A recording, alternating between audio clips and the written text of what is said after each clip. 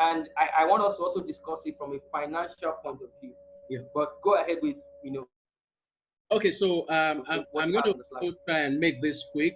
I can, because I realize we've been on air for For 1 hour about an hour. now. So goal Yes. setting for couples, it's very important for couples to set goals.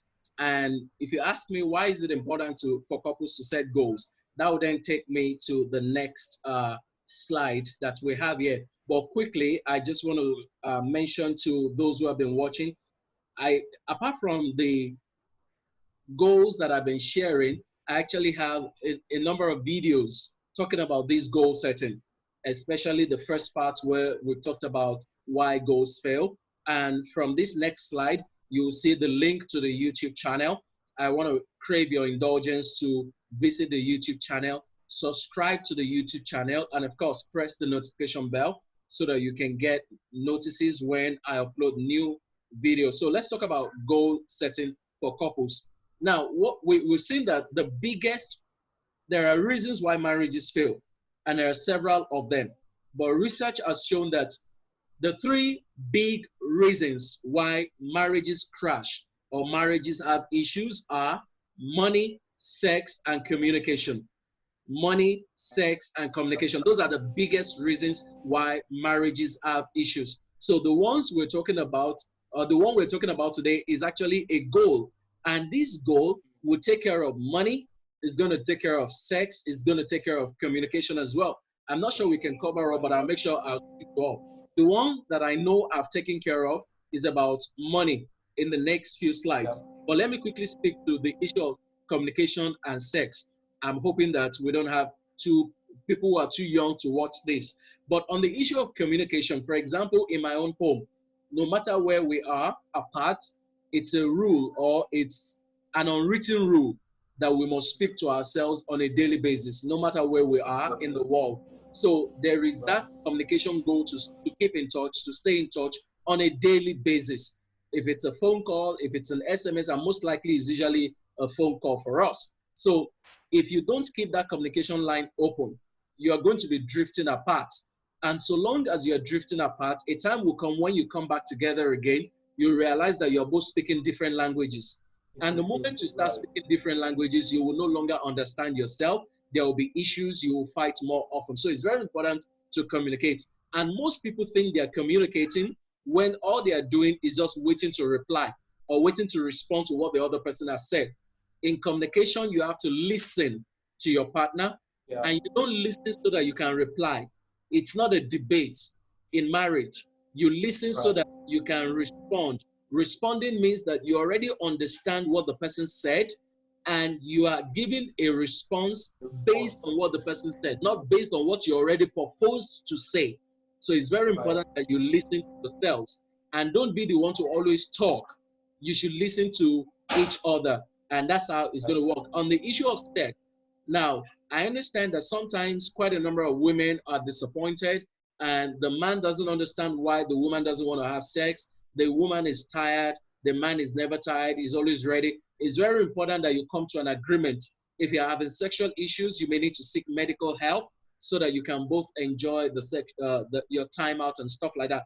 And you will be surprised that sex is a big issue because the man always feels punished when he doesn't get enough of it, and the woman feels overused when the man is demanding too much of it. So you both need to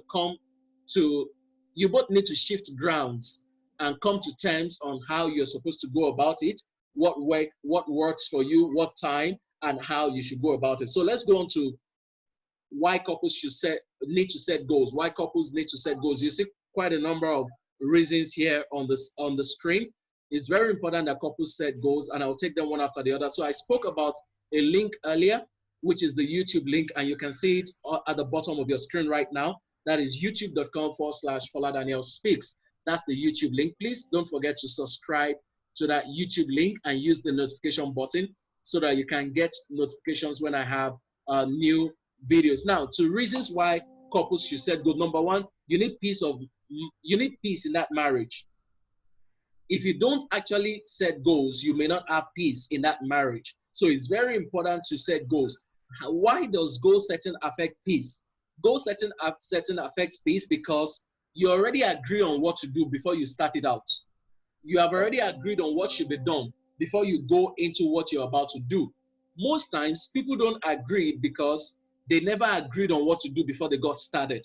So how can you go into something? For example, the Bible says, can't you walk together except they be agreed? They agree. So it's important that you agree on what you're about to do from the beginning before you go into it. And that's one easy way you're going to have peace in your marriage. Goals will also help you with progress. If you don't set goals, how do you progress? For example, your goal will show where you're going to be in 6 months, or what you need to have done in 1 year, what you need to have done in 2 years. So your goal is one way the both of you know that you are progressing. If you don't set goals, you will not be able to progress. All of a sudden, you just realize that maybe after 10 years of marriage, you meet some other people who got married at about the same time that you got married. You look at them, they've achieved so much. They have postgraduate degrees. They are adding additional degrees, despite the fact that they are also having children. And you give yourself the excuse that, oh, you were raising children. That's why you couldn't progress academically or financially and stuff like that. But it's not an excuse. The reason that didn't happen is because you didn't set the goal. You were waiting for life to happen. So you have progress. Then individual development. For example, in some areas, my goals will be different from the goals of my wife. There are areas where our goals will intersect in order for us to have progress and peace. But we also need to have individual progress. For example, we're in different career paths. So if we're in different career paths, our goals need to have, we need to have individual goals. Individual goals. And those individual goals will take into cognizance the fact that we're both married to ourselves. So my individual goals will not be set in such a manner that the other person will not be able to progress, or I'm going to slow down every other person. Her own goal is also going to be set in such a manner that she's not going to slow me down, or she's not going to eat deep into my finances, especially if one partner is the one that will fund the goals of the other person. So it's very important to both agree on your individual goals. Then you need a goal because of joint development. For example, there are trainings that you can attend together. There are courses on family planning. When I say family planning, I'm not even talking about spacing children alone. There are goals that talk about parenting, or there are trainings about parenting. There are trainings on communication, effective communication in marriage and stuff like that. So those are things you really those are trainings you want to attend together so that you can jointly develop yourself. And it makes a lot of sense if you're in the same industry, if you're in the same field. Say, for example, you are both in the banking industry, or you are both in the speaking industry, or you are both ministers and stuff like that. You need to agree on your joint development. Then what about your social progression? You are starting today from a one-bedroom apartment, or what some people refer to as a condominium. When are you going to move into a larger apartment? Or when is it appropriate to move into a larger apartment? You have a small car today, and if you both drive, you have to share the car. When is it appropriate to change the car? Or when is it appropriate to both drive two different cars? Those are things you need to begin to plan for. And if you don't plan for those things, then there will be issues at the end of the day, because somebody will just wake up and say, oh, it's time to get another car. And somebody says, no, it's not time to get another car. This one that we have is still good enough. Or somebody says, oh, it's time for us to have two different cars. He said, why should we have two different cars? Do you know the cost of maintaining the one that we have now? You want to have an extra car? Those are things you need to discuss. Then you will minimize your argument if you have goals. There are things you will not argue about. And you'll see that as I go on to the next few slides. So long as you have goals set out from the beginning. For example, before I got married, my wife and I agreed on, for example, the number of children we should have, the names of children, even before we got married. And same here. So those are some of the things that you should be discussing, so that when you're eventually married, these things are not things you should be arguing about anymore, because you already had an agreement. Even if somebody now feels otherwise somewhere along the line, you then need to come forth with strong persuasion for the other person to shift ground. And if the other person doesn't shift ground, it won't be a ground for you to, start fighting this person, because you clearly had an agreement before you both started. And it doesn't mean that the agreements are fixed. The agreements can be changed. You can decide otherwise. You can decide that you need to go into a new area. That's very important. Then you have better planning when you have goals. If you don't have goals, you don't have better planning. you will have spent a lot of money. Have you ever been in a situation where you've already spent money and then you're trying to account for the money that has been spent? Yeah. And one thing that happens is that when you spend money and you're not trying to account for the money that has been spent, somehow, no matter how good you are, there's always a part of that money that is missing. And you never remember what you did with it. But if you had a budget before you start and you are sticking to the budget, you then realize that it's easy to stick with a budget that you created at the beginning before you start spending the money. The easiest way to account for every amount of money that you're spending is to have a budget and to stick with the budget. But when you spend the money, just to add to it, I think from this perspective, I mean, what I usually do with my wife is every month we set up a budget, because we have a fair idea of how much is coming in from my end and from our end, right? And immediately we do that, we actually go 25%. You know, we cut out 25% as savings almost immediately, and work with the remaining 75%. And that's one of the ways we manage ourselves. So, you know, to an external person, it looks like, oh, we're affluent and all of that. It's because of the discipline, the planning, and the fact that we've already planned that this is what we're going to do. Awesome. So it's very important to have those kind of plans. Now, 25% may not be what works for some other people, maybe because they have some other commitments. Now, for example, apart from the family, you may have people who also depend on you that you are responsible to, and you don't want to inconvenience your spouse to take care of those other people, but jointly you agree on what percentage you must contribute to take care of the home front, and you can do whatever you please with what is left, you know, that kind of a thing. So you have better planning, and with better planning, you have better financial management. So these are the reasons why every couple ought to set a goal: peace in the marriage, progress in the marriage, individual development, joint development, social progression, minimize arguments, better planning, financial management. Now, let's go to areas where couples are supposed to set goals, and these are a little more specific. Number one is children. I find it funny when people go into marriage without agreeing on, or without even having any discussion around how many children they're going to have, because the number of children you're going to have will impact on your finances, will impact on where and how you're going to live.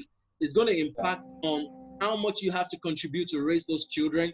You need to plan for their education as well. So all of these things need to be factored into whatever it is that you are doing. So you can agree on the number of children that you have. That's the first thing that you need to agree on. Number two thing is, what kind of house should you live in? If you don't discuss the number of children, you can't even discuss the kind of house you should live in. So you need to discuss the kind of house to live in. Then how are you going to be saving to rent a house if you don't have any property that has been willed to you or anybody giving you anything? How are you going to rent a house? How are you going to buy a house? Or how are you going to build one? You need to discuss these things. So when you are starting out, these may look like very big plans. And that's why we say you should have 5-year, 10-year plans. Begin to, make plans for these things. And if you don't make plans for them, here's the problem. There are many of these things that will show up unexpectedly. And when they show up unexpectedly, they will show up at a time when you are not prepared for them. But when you have been planning for them, there is no such thing as them showing up unexpectedly, because you've been talking about them, you've been planning for them all along. So that's why couples talk about saving to rent or renting to own a house, buy the house or build a house. Then where are you going to live? You should discuss on it. Now, some people may like a certain part of the city. Some other people don't like that certain part of the city. Then the other thing is, apart from where you like, are you going to live there together? Where do you work? Who needs to go out more often? Or do you both go out very often? So if, for example, I need to travel 3 hours to get to work, it would be unfair on the part of my wife to say that we should go to another part of town where I would then need to travel 4 hours to get to my work. It's going to be unfair on me. So we need to agree on a central place that is also affordable for the family. Now, if we're going to a place where we need to drive 3-4 hours on the basis of cost, and we both agree on that, that's understandable. But we need to look at the health of the other person. So where are you going to live in? Then what kind of car should you buy? The reason you need to agree on car is because you are both going to be spending the money on the car, especially if you're going to spend the money together on the car. Or if you're not going to spend the money on the car together, well, maybe it may not matter much to some other people, but I think that sometimes you need to discuss the kind of car that you're going to, get. So number 6 is additional degrees. Sometimes in marriage, people feel that, oh, they've not gotten enough degrees. Or some people decide that I'm not going to get married until I have my master's degree. And once they have their master's degree, they are good to go. So they don't need to get any additional degree in marriage. All they would be getting will be maybe professional certifications or just doing some certificate courses. But some other people, for whatever reason, did not even get a first degree before getting married. And they still need to get an education. So you will discuss how that is going to happen. You need to discuss vacations. These are goals you need to set. How are you going to educate your children? What kind of school will you be sending? What kind of school are you going to be sending your children to? If you don't discuss what kind of school you're going to be sending your children to, you might eventually run into a financial brick wall. So it's very important that you discuss all of this ahead of time. Then what are your monthly expenses? You just mentioned that you have a monthly expense. You already know what's coming in. Now, some people don't know their monthly expense because they've never sat down together to calculate what they spend on a monthly basis, whether consciously or unconsciously. And there are a number of people who will be able to cut down largely on their finances when they sit down and they look at what they have been spending money on. You'll realize that some of the things you're spending money on, they are necessary, and some of the things you're spending money on, they are not necessary. What about your cable consumption? It's very important that you pay attention to your cable consumption as well. Then, what type of bank accounts are you going to run? What's the modality for saving? Are you going to do joint savings, or are you going to have a set, what living arrangements are you going to have? Some people, they need to live together. Some people will not be able to live together because of work. There are couples who are currently living in, some couples are currently living in separate cities, and that's because of work. Now, when you get married, are you going to continue to live in separate cities, or are you going to be living in the same city? These are conversations we must have. It's very important because, if you're living in separate cities before you got married as a result of work, it might be very difficult to continue to live in separate cities when you become married. Now, you're going to increase the chances of infidelity on the part of one spouse or the other. You're going to also increase the difficulty in one spouse having to raise or train the children. Those are the things you need to consider. Then the question is that marriage even going to last if you live separately? So it's very important that you look at whether you're going to live separately or you're going to live together. Those are some of the goals that you need to review. Then who are the extra heads? Do you need to bring in people in your family? Is it financially okay for you to accommodate other people? Are you financially good enough to even take care of yourself? Not to now talk about, bringing in other people. So those are some of the things that you need to put to consideration. If you don't have enough money to take care of yourself, bringing in other people will cause a lot of trouble. So those are some of the things that we should actually put to consideration. But I think that so far, so good. Those are some of the issues that couples should focus on, even though I've rushed what I have in mind, but I think we've covered. I know. Yeah. Excellent job. Yeah. Excellent job, sir. I think one of the things I also wanted to highlight is, yes, we've tried to rush through it because of time. But the points are really very valid. And just to give you a typical example, I have been married for 14 years now. It's going to be 15 years in November. Yeah. And to a large extent, almost everything you mentioned in there, we discussed when we were dating with my wife. We actually drafted like a family constitution. The same way there's a constitution that governs a country, we have a constitution that governs a family. It touched every single point you've mentioned in there. So, it's a valid thing you mentioned. I know we've run through it because of time, but we'll still go in detail. Maybe sometime later, we'll find time to call you back and maybe go into details of some of these things. I think as you wrap up, right? One of the things I was going to ask you is the fact that yes, we've looked at the goal setting, we looked at all of these things, but in terms of practicality, and especially tying it back to the COVID-19 situation where we started from. Yes, we've set these goals, we've set all of these things. However, there are some things that we didn't expect, just like COVID happened. Yeah. Now, what do we need to do in terms of, okay, some of these things, are unexpected that comes in, even though we try our very best to prepare, set timelines, set goals, and all of that. But in terms of treating things that are unexpected, how do we go about it as we wrap up? Okay, so now one of the major things and one of the very important things that I've said earlier is that when you look at how we've been working before now, many of us always go for physical meetings, and we do not go out until, we refuse to, stay indoors for meetings that we could have held virtually. So one important thing is that couples then need to begin to consider the fact that someone needs to stay at home more often, not on the basis of gender, but on the grounds that you need to cut costs. So who has the kind of job that can be done from home? Whoever has the kind of job that can be done from home needs to continue working from home. Whoever has the kind of job that cannot be done from home is the person that then should go out. So it's about, instead of spending all of that money on transportation, spending all of those hours on the road, why don't we spend that money maybe more on food, more on education or some other things?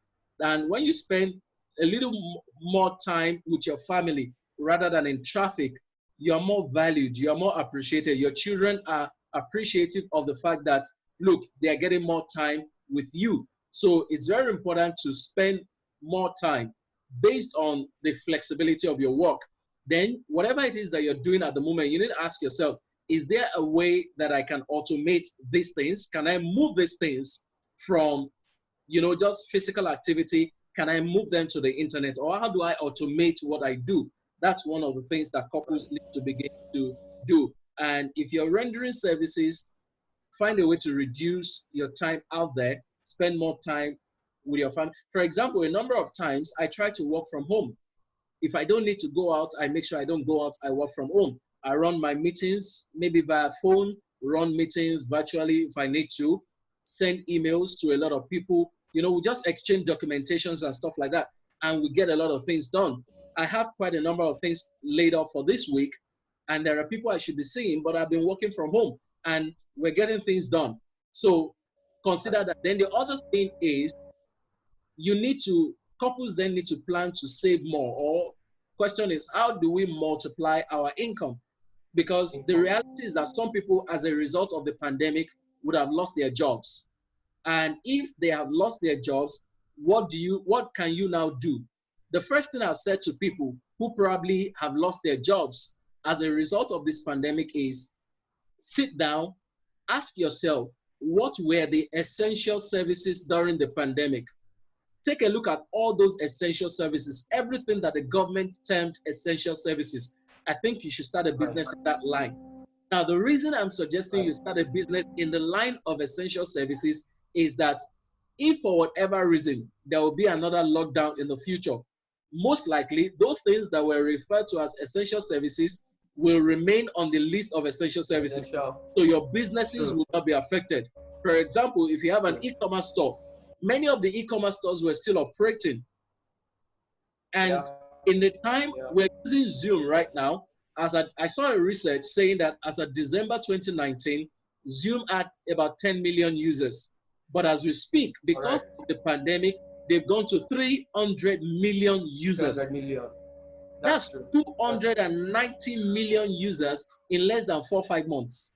290 million users went on Zoom just because of the pandemic. So you can imagine that we need to move our businesses online, and it's very important to do things differently. So if you actually do not have an online business, consider the possibility of an online business, or consider how to move your businesses online. Then what can you do within your neighborhood? Because there are some other businesses that you can do in your neighborhood that will not be affected by the pandemic. Some areas, you know how you have an estate. People will have to buy water. I mean, I've looked at the consumption of water in my own house. And I looked at how many bottles, the water bottles and stuff, the large bottles that we put on Yeah, dispenser yeah, machines and stuff like that. And I looked at how many yeah, we were consuming in such a short time. And you have to keep going for those bottles because everybody's drinking water. So those guys that are selling the bottles, the sachet water, they were making money. yeah. And somebody talked about how he wasn't sure whether he should be running a bakery during this pandemic, but somebody convinced him that look, he needs to actually stay on the bakery and keep it running. And guess what? I think that the bread consumption during the pandemic actually went up Has because also the kind of money they increased. did not Yes. make on that business before the pandemic, they've made so much more. And I must confess that even my own bread consumption went up during this pandemic. Absolutely. Yeah, so I that agree. I means agree. we need to look at the businesses that were termed essential services and make sure that you have a stake or you are actively involved in running those kind of businesses. And that's another way to either survive maybe a possible pandemic in the future or even have a sustainable income while working from home. And that's my take, or that's my little suggestion to people. Absolutely. Thank you very much for that suggestion. I have two questions for you. Okay. I think the first one basically will be the slides you presented. Is it Yeah. something you can share with the community? Okay, so the challenge is that because there are videos out there already, I would suggest they Okay. refer to videos. And you know that Okay. some of those slides, I have a book on goal setting. And because I have a Okay. book on goal setting, some of those slides are content of my book already. So if I share them, it means that I will be giving out my contents of my own book. But they can also go to my website to get a copy of the book on goal setting. That's www.foladaniel.com/shop. foladaniel.com/shop. Or those Okay. international listeners can go to payhip, Pay, that's PAYHIP, payhip.com/Fola Daniel Speaks. So they can get it on payhip.com/Fola Daniel Speaks, and they can get it on Amazon as well.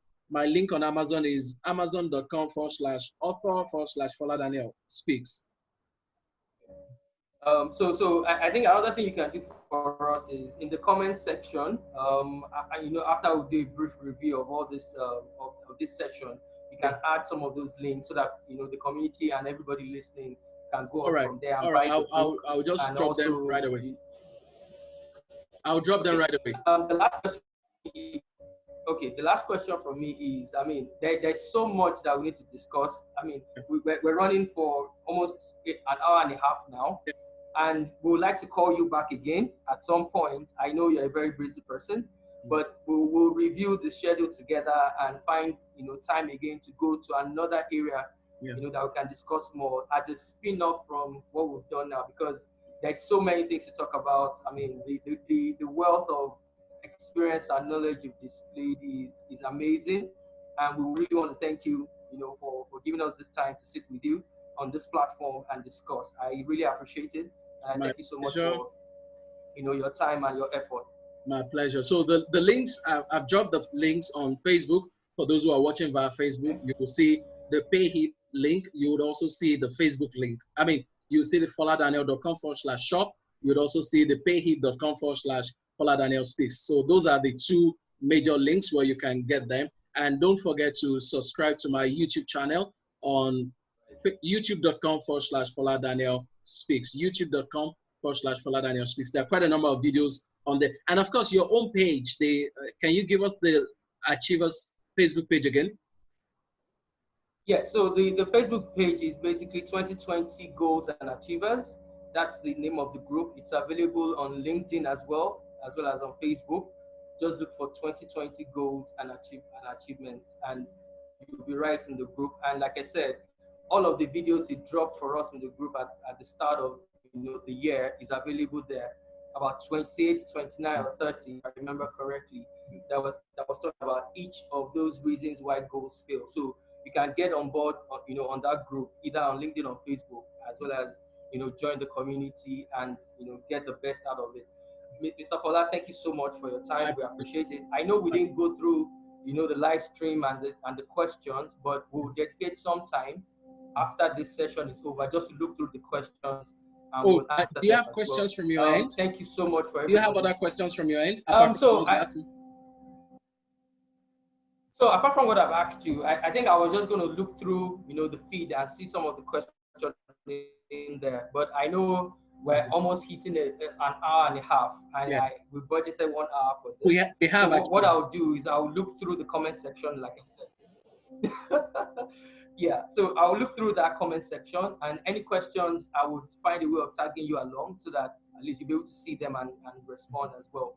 I want to thank you so much for your time. We really appreciate it. And like I said, we'll sit down some other time in the future and look at another topic that we can discuss, because this has really been engaging. To everybody that is listening, thank you so much for coming on board. It's been Achievers Zone, and my guest was Fola Daniel. He's a pastor, he's a speaker, he's a trainer, so you can reach out to him. All the links will be displayed in the comment section. Thank you so much for coming on board, and have a good time, have a good evening. Thank you so much. Later. Bye, everyone. All right, thank you. Bye.